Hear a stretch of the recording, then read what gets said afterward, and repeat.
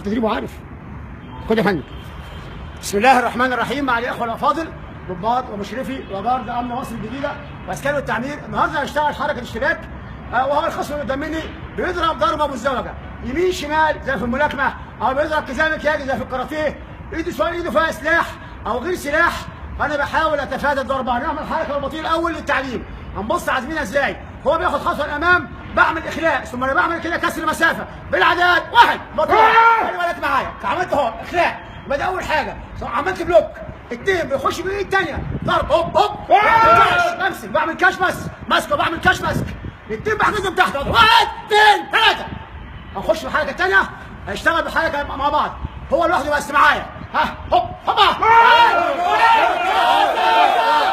وهكذا هنشتغل مع بعض.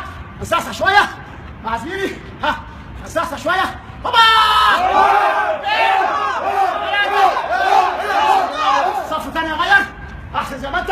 الصف ده اللي هيضرب وده هيصد، زي ما انت مكانك، زي ما انت مكانك، زي ما انت مكانك. ده اللي هيضرب وده هيصد، الوش الشمال يصد، ها العداد، واحد اثنين ثلاثه. احسن، شكرا. شكرا جزيلا، شكرا جزيلا. تعبناك يا باشا.